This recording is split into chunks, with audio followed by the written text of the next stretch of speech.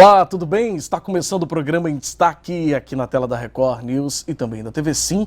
Obrigado pela audiência, pela companhia, sempre muito bom ter você aqui junto com a gente. Hoje no programa em destaque a gente repercute os impactos gerados aí pela guerra entre a Rússia e a Ucrânia, a invasão da Rússia na Ucrânia, enfim, além dos efeitos aí humanitários, né, do desastre humanitário, a gente tem também efeitos catastróficos na economia. E a gente, para falar um pouco sobre esse assunto e, enfim, atualizar também essa situação, a gente recebe hoje aqui no programa o advogado Lorenzo Casermil, que é um entusiasta do assunto, tem acompanhado de perto essa situação. E, enfim, uma alegria te receber aqui no programa, viu, Lorenzo? Seja muito bem-vindo. Obrigado, Fabiano. É um privilégio. Agradeço aí a oportunidade. Imagino, prazer é nosso. Lorenzo, vamos primeiro falar um pouquinho assim. Você tem acompanhado de perto essa situação, assim, e você me falou que sempre foi muito ligado nessa questão de geopolítica, né? Enfim, eu queria um pouco de saber como que você tem acompanhado e como que, enfim, como que você está vendo essa situação toda aí, dessa guerra, enfim, entre a Rússia e a Ucrânia. Entendi. Fabiano, então, eu de fato sempre fui bastante ligado à geopolítica por influência lá de casa mesmo. Eu venho de uma família que, tanto meu avô quanto meu pai, principalmente, sempre se interessaram muito sobre esses assuntos. Então, durante a minha infância também houve acontecimentos históricos bastante relevantes aí a nível mundial, como a invasão do Iraque. Então, sempre gostei bastante disso. Mais especificamente sobre a invasão russa, da Ucrânia, o que acontece?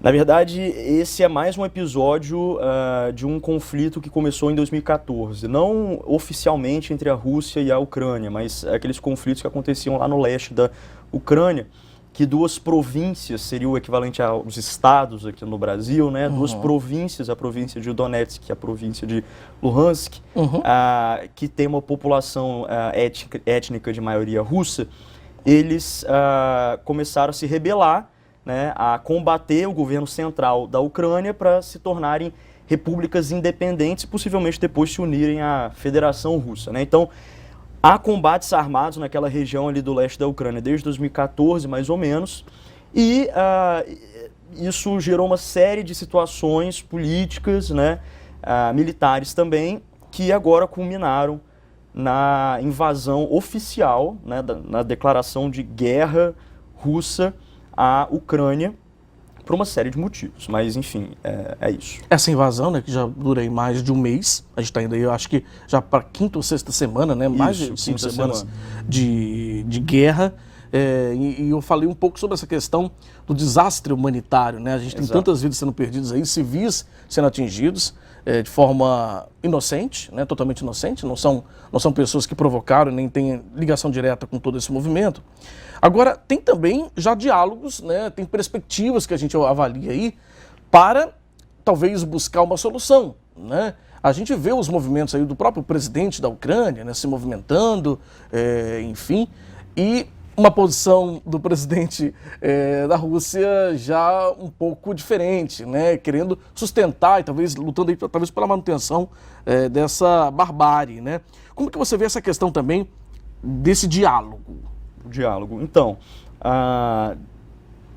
na primeira fase da invasão, nos primeiros dias, não se falava muito em diálogo, até porque a posição do presidente da Ucrânia, que é o Zelensky, era de resistência, né? Resistência até o final. Se os russos realmente quiserem tomar nosso país, vão ter que lutar nas ruas, e inclusive ele incentivava a população a adotar práticas de guerrilha, né? Justamente para dissuadir, para dificultar essa invasão russa. Mas o tempo foi passando, muitas cidades ucranianas já estão cercadas, a população tem sofrido muito, hoje já são 3,5 milhões de refugiados, milhares de civis mortos, né? Então, pouco a pouco, tanto o presidente da Ucrânia, que é o Zelensky, quanto líderes de outras nações, e aqui eu destaco o presidente da França, o Emmanuel Macron, e o chanceler alemão, que é o Olaf Scholz, eles começaram então a realmente pôr na mesma possibilidade de acordo para um cessar-fogo imediato. E nas últimas 48 horas, aparentemente, houve avanços, né? Houve avanços porque já se ventila que a principal exigência da Rússia para um cessar-fogo e para a eventual retirada das suas tropas, que é a neutralidade da Ucrânia em relação a alianças militares, em relação a bases militares de outros países, essa neutralidade vai ser acatada pelo Zelensky. Vou fazer o seguinte, nós vamos para um rápido intervalo, daqui a pouco a gente continua a nossa conversa com Lorenzo Kaser, a gente está repercutindo aqui os impactos, né, e comentando um pouco sobre como está a situação da guerra entre a Rússia e a Ucrânia, né, a invasão russa na Ucrânia. A gente volta daqui a pouquinho com o nosso programa, não saia daí, é bem rapidinho.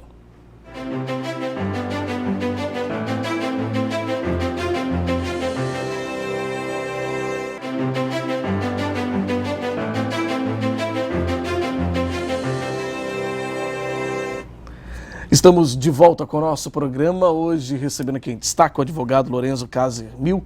A gente está falando, repercutindo o conflito, né, a invasão russa na Ucrânia, os impactos que isso tem gerado para o mundo, para a economia mundial, além, é claro, de todo o desastre, né, humanitário, vamos dizer assim, dessa situação gerada por esse conflito, né?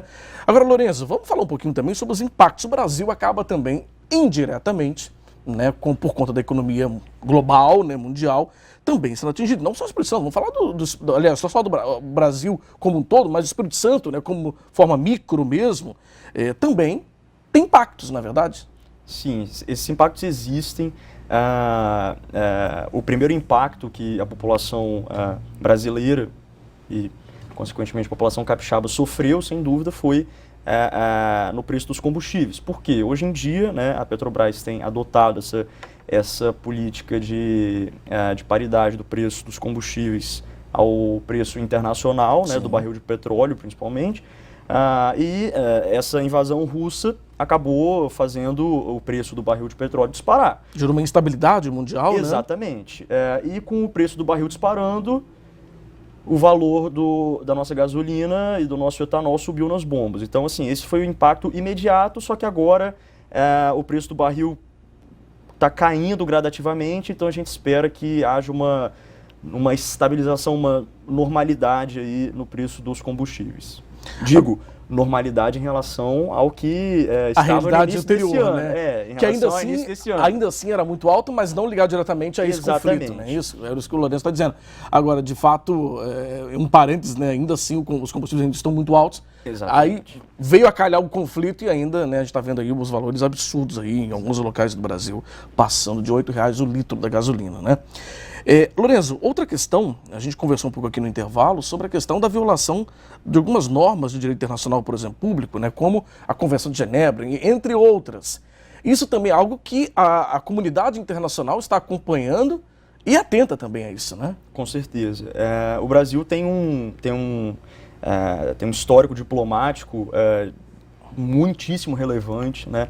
Mesmo quando nós ainda éramos uma economia agrária, por exemplo, na República Velha, né, antes de 1930, o Brasil já exercia um papel diplomático bastante relevante ali nos órgãos internacionais e, consequentemente, isso gera uma responsabilidade para o Brasil de zelar, né, por muitas das normas internacionais hoje, e algumas delas relacionadas ao direito internacional humanitário, que a gente chama, que é basicamente o seguinte: o direito que as pessoas e mesmo os combatentes têm numa situação de guerra. Sim. E muitas dessas normas de direito internacional humanitário, elas têm sido violadas lá na Ucrânia, né?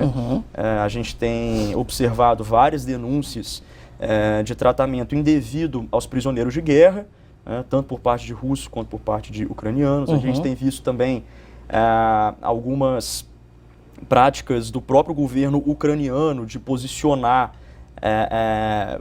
blindados e outros armamentos em áreas predominantemente civis, densamente povoadas, né? O que ele não poderia fazer, porque, na verdade, ambas as partes do conflito têm o dever de evitar o atingimento de civis, né? De civis, né? De regiões, de áreas civis. Então, eu acho que eu creio que o Brasil deveria se posicionar de forma mais incisiva em relação a essas questões. E aí que seria o grande pulo do gato, não adotando uma posição de total intransigência em relação à Rússia, né? Claro que o governo brasileiro deve condenar essa invasão, e ele de fato o fez, assinou as cartas ali nas reuniões dos órgãos internacionais que condenavam essa invasão, precisa defender sempre a soberania territorial dos demais países, etc., mas exercer também essa figura de mediador, que é uma coisa que a tradição diplomática brasileira sempre teve em mente. E, na verdade, o Brasil não está fazendo nada disso. O Brasil está quieto no canto dele, é uma pena. Então, sim, estão havendo, né, violações a normas de direito internacional. Isso seria uma boa oportunidade de atuação no Brasil, mas eu vejo que isso não está ocorrendo. Está acontecendo, né? De fato, né?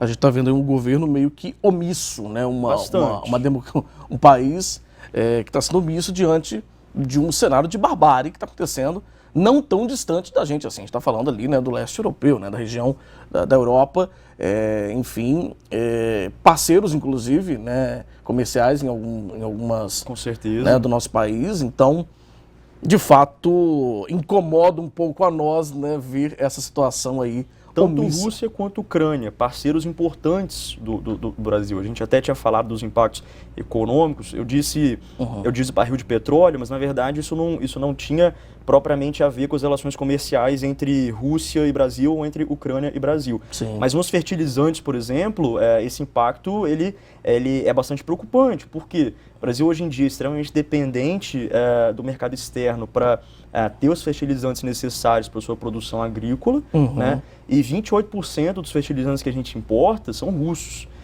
Então, é bastante preocupante esse cenário de estremecimento nas relações econômicas entre Rússia e Brasil, ou até de sanções econômicas exacerbadas do resto do mundo contra a Rússia, a ponto de dificultar. Né? Está acontecendo agora. Por sinal, uma novidade, no caso. A ministra da Agricultura, Tereza Cristina, disse que estão sendo embarcados, sim, fertilizantes da Rússia para o Brasil. Que as sanções econômicas do resto do mundo não impediram, ao menos, esses primeiros embarques. Então, esse primeiro receio que nós tínhamos em relação à possível falta de fertilizantes, a priori, esse receio não vai se consumar em danos mesmo. Né? Exato, diretamente, pelo menos nesse primeiro momento. Pelo menos nesse primeiro momento, a gente espera que então a guerra termine. Claro. E aí a gente não precisa mais se preocupar em relação a essa questão dos fertilizantes. Isso. Tá certo, gente. Olha, o nosso tempo está chegando ao fim, mas eu quero agradecer muito a Lorenzo Kaser Mil, advogado, entusiasta, né, nessa questão da geopolítica, e hoje conversando um pouco com a gente sobre esses efeitos, impactos, né, gerados aí pela guerra, pela invasão russa na Ucrânia, enfim, isso para o mundo inteiro, mas em especial aqui para o Espírito Santo, para o Brasil, né? Lorenzo, foi um prazer te receber aqui, obrigado e sucesso aí no seu trabalho. Muito obrigado, agradeço Fabiano, agradeço a quem nos acompanhou. Obrigado. Bom, a você de casa, muito obrigado pela audiência, pela companhia. A gente fica por aqui com o nosso programa de hoje. Para rever essa entrevista, acesse aí simnoticias.com.br. Um grande abraço e até qualquer hora na Record News e também na TV Sim. Tchau, tchau. Até lá.